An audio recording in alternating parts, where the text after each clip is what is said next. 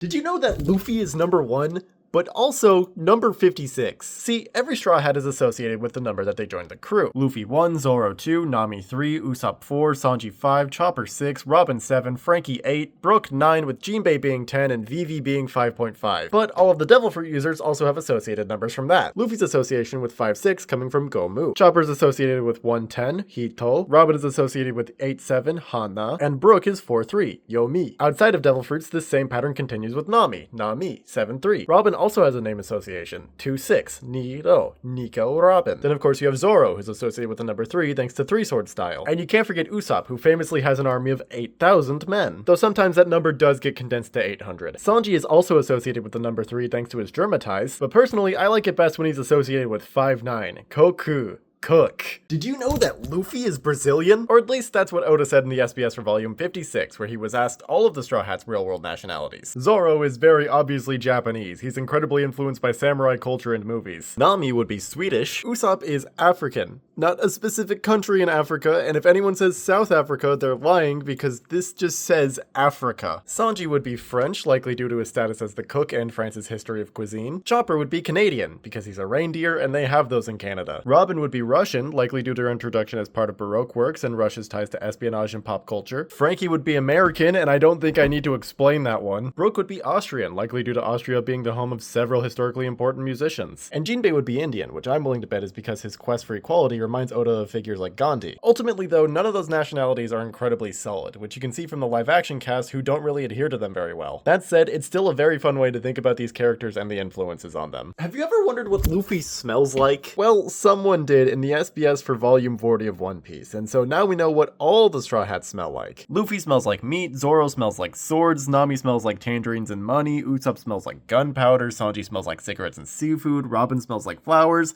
and this is all from Chopper's perspective, so he doesn't know what he smells like. And since this was in volume 40, a couple crew members weren't accounted for, with 2 more crew member smells along with some additional information being added in volume 50, Franky smelling like cola and Brook smelling like tea. Of course, that just leaves Jinbei, who got an info dump with all the miscellaneous information about him in volume 99, where it was revealed he smells like the sea. Of course, if you want to know how strong those smells are, we also know how often they bathe, with Luffy, Zoro, and Brook doing once a week, Nami, Robin, and Sanji doing once a day, and Usopp, Chopper, and Franky doing once every 3 days. And we don't actually know how often Jinbei bathes, but I do have to assume he's not in the once a week club. I guess it really just depends on whether or not ocean water counts as a bath. Did you know that there's a One Piece horror movie? That's not a joke. It's called Baron Omatsuri and the Secret Island. It's the 6th movie in the franchise, and it's the darkest thing One Piece has ever made. Without getting too spoilery, the premise is that the Straw Hats find a message in a bottle with an open invitation to any pirate who finds it to come to Omatsuri Island. Expecting a tropical vacation and a luxury resort, the Straw Hats make their way there, and they are met with a tropical resort and the man who runs it, Baron Omatsuri. From here, they're subjected to a variety of festival games designed to put their skills and relationships to the test, and everything begins unraveling as it becomes clear that they're not the first pirates to accept the Baron's invitation. This is one of the best One Piece movies, and quite frankly, something you just have to experience for yourself, which kinda sucks because it never got an English release. Yeah, this movie was released in 2005, which was in the middle of the Water 7 saga, and also happened to be the 4Kids era of dubbing. So like all of the One Piece movies before it, if you're a member of the English-speaking audience and you want to watch it, you just have to become a pirate among pirates among pirates among pirates. But seriously though, if you can find a way to watch it, just watch it. This movie is great. The villain is one of One Piece's all-time greats, the setting is dark and atmospheric, the mystery is fun to watch unravel before you, and the visuals and art really are some of the most intense that One Piece has ever had or will ever have. And I'm gonna finish off by saying there's no better choice for One Piece fans to watch this Halloween. Monkey D. Luffy is not a father. I mean, that's kinda obvious. He's not an old man yet. But if the Straw Hats were a family, he would actually be the 4th son. We actually know this, and the rest of the Straw Hats place in the family tree thanks to the SBS for volume 48, with a couple additions in later volumes. The youngest would be everyone's favorite little guy, Tony Chopper. And right ahead of Luffy, we have Usopp, and I like to think in this fictional scenario they would just be twins. Sanji would take his place as the 2nd son, and Nami would be daughter. And that leaves Zoro as the eldest son, who's arbitrarily placed in front of Nami in this diagram because she doesn't have a number. As for the parents, we would have Nico Robin here as the mother, and Jinbei as the father, replacing Franky, who formerly held the position before Jinbei's introduction to the crew. Of course, Brooke, as old as he is, would be the grandpa, and Franky takes his place as specifically the pervy grandma. This is one heck of a family hierarchy, especially because it has nothing to do with the crew hierarchy, but it is a great display of their interpersonal dynamics. What do you think? Should Luffy be higher up just because he's the captain, or is everyone in just the right spot? Did you know that Luffy's favorite food is meat? That's not exactly a secret, but thanks to SBS answers from Oda, we know all the Straw Hats' favorite foods. Zoro likes white rice, sea beast meat, and foods that complement sake. Nami likes tangerines and other kinds of fruits. Usopp likes various seasonal fish. Sanji likes seafood pasta and foods that complement black tea. Chopper loves cotton candy, chocolate, and all things sweet. Robin is a fan of sandwiches, cakes that aren't too sweet, and foods that complement coffee. The ever-American Franky is a burger, fries, and cola man. And Brooke likes curry.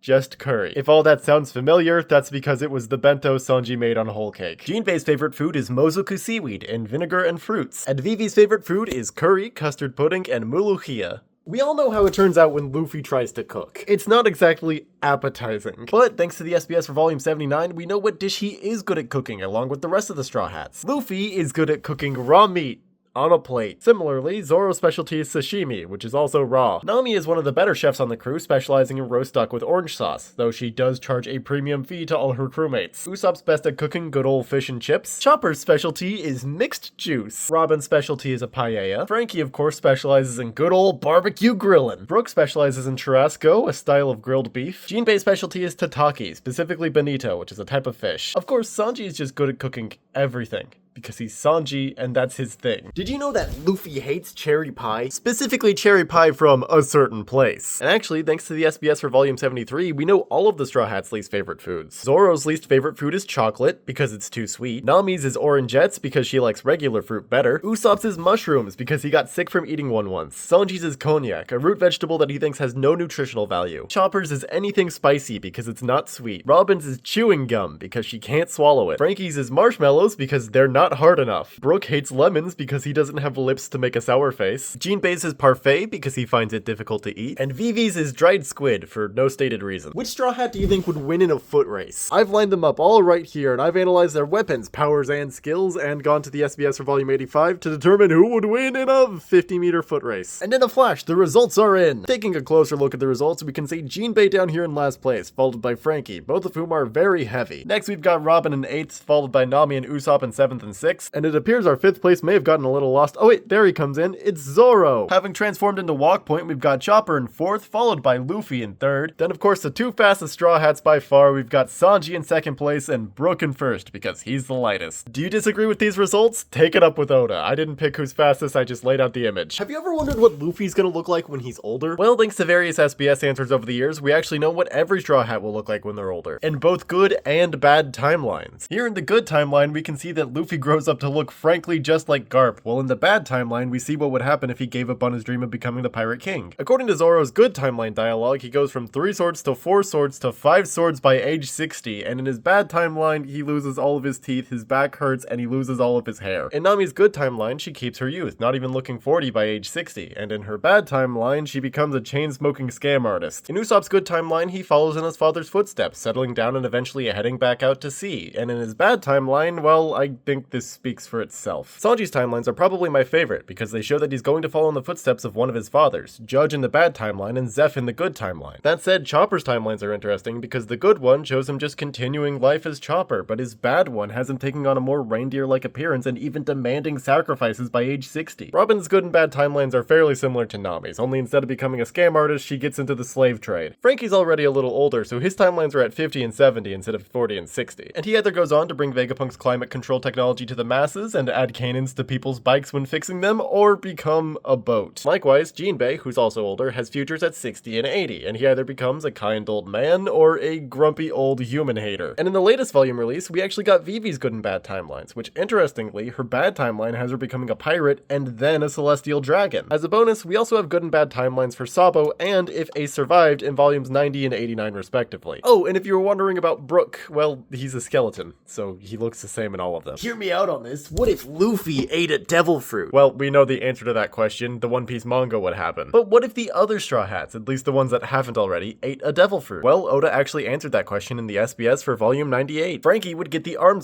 fruit because, quote, this would be the best possible power for Franky, and I can't say I disagree. Nami would get the rumble fruit because you may as well make her lightning-based abilities stronger. The direct quote is that she'd be the invincible weather girl to everyone but Luffy. Usopp would get the pocket fruit because it would be useful for him with all of his gadgets and tools. That only leaves 2 Straw Hats, and I don't know which answer is better. Sanji wouldn't get the clear fruit, he would get the swim fruit. It makes sense because Senior Pink is everything that Sanji envies. Well, that and passing through walls and swimming through the ground is actually a really useful power. That just leaves Zoro, who would get Kaido's mythical fish fruit model Azure Dragon. But Zoro wouldn't be the one that ate the fruit. It would go to his sword. Just imagine Zoro's 9-sword style with a mythical dragon sword. That would be cool as hell. Have you ever looked at Luffy and wondered, what is going on inside his head? Well, thanks to the SBS for volume 59, we know what's going on in there and every other Straw Hat's head. Each of them get 5 phrases that define their thoughts, and Luffy's is meat, pirate king. Zoro is strong, sword. Nami is money, beauty. Usopp is warrior, lie, run. Sanji is women, food, Nami, Robin. Chopper is the only one with no repeats, having medicine, doctor, sweet, trust, beast. Robin's is learn, history, old secret. Franky's is my favorite because it's just weird,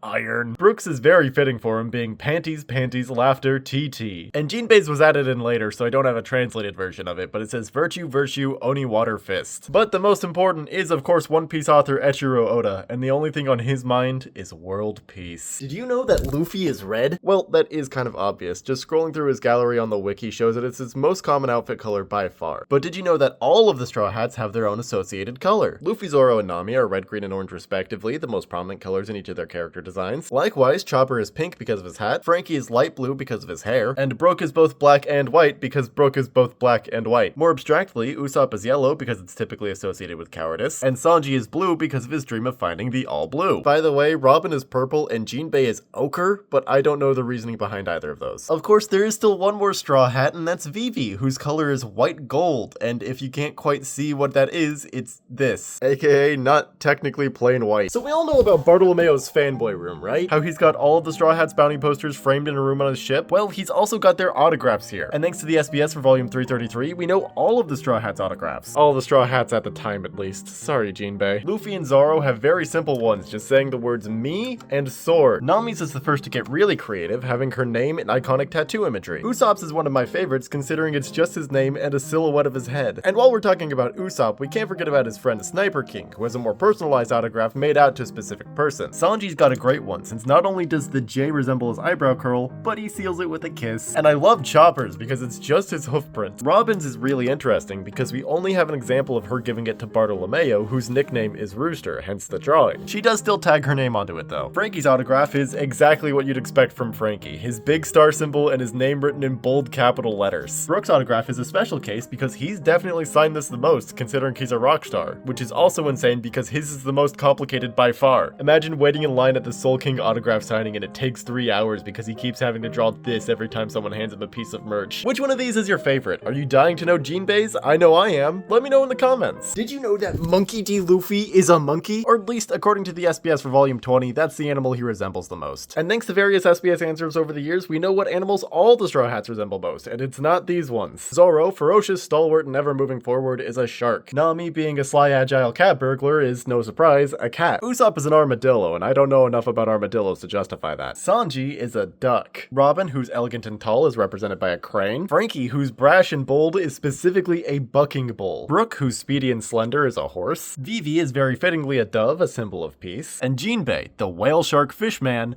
is a bear. There is of course one more crewmate, the one that Oda was most confident in all the way back in volume 20. Tony Chopper is a reindeer. Can we all agree that Soba Mask is a terrible alias? In universe, it's coming from the same guy who thought up Mr. Prince on the fly. But if you were wondering if any of the other Straw Hats would do better, we know from volume 94 that that's kind of a toss-up. Luffy would call him Black Mask Mane. Zoro would have called him Idiot. Nami would have called him Cape. just Cape. The incredibly quick-witted Usopp would have had the coolest name for him, Lightning Skyzer, which is a combination of Sky and Kaiser. Chopper would have gone full toy naming scheme and called him Go Get Them Sanji. Robin's isn't horrible, she would have called him Ominous Mask. And same goes for Franky's, who would have called him Black Rolling Destroyer. And of course that only leaves Brook, who would have called him Enviable Man in Women's Bathhouse. Can you think of a cooler name for him? Probably, so tell me your ideas in the comments. Have you ever wondered which Straw Hat has the highest drinking tolerance? Well, thanks to the SBS for volume 106, we have a general ranking. But it should also be noted that drinking tolerance and how much they drink are not the same thing. In dead last, we have poor Tony Chopper, who handles alcohol the worst out of the crew. In 9th place, we have Luffy, who Oda says could drink more, but food comes first for him. In 8th place, we have Usopp. In 7th place, we have Brook, who I would expect to be higher considering he doesn't actually have kidneys to fail. In 6th place, we have Robin. In 5th place, we have Sanji, who's placing just about right considering he's a chef. In 4th place, we've got Franky, which makes sense because he's a fairly large guy and the 3rd oldest member of the crew. In 3rd place, we've got Nami. And in a stunning upset, Zoro comes in 2nd, and my man Jinbei comes in 1st. He's already the coolest guy on the crew, and he can outdrink them too. One Piece just dropped a bombshell about Franky's backstory, and it all has to do with this guy.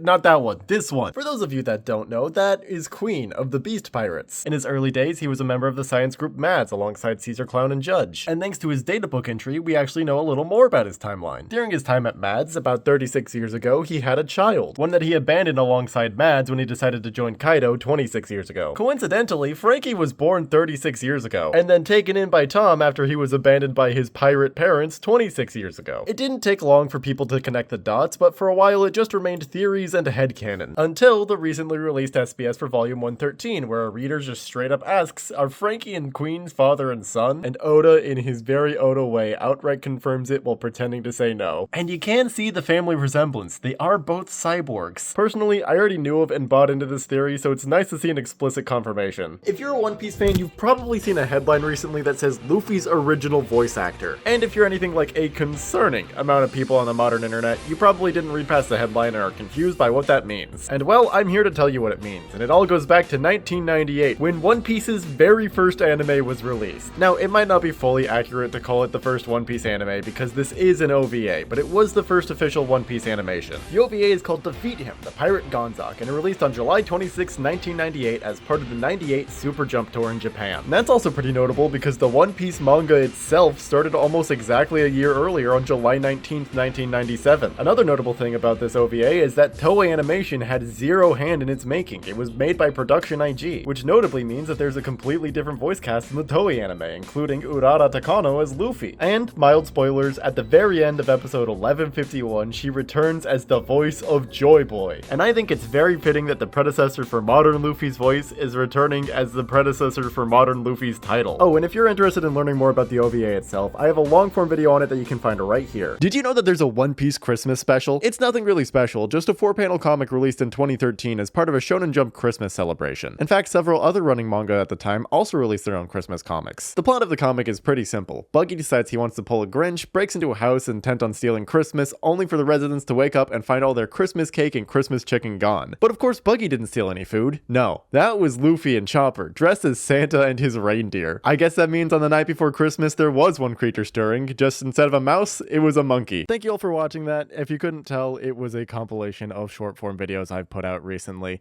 As always, I'd like to thank my Patreon supporters who will be getting early access to some other long form videos I'm hoping to put out before the end of the month, so if you want early access to those too, go ahead and sign up in the link below. Just as a hint, one of them may or may not have to do with Franky and his hair.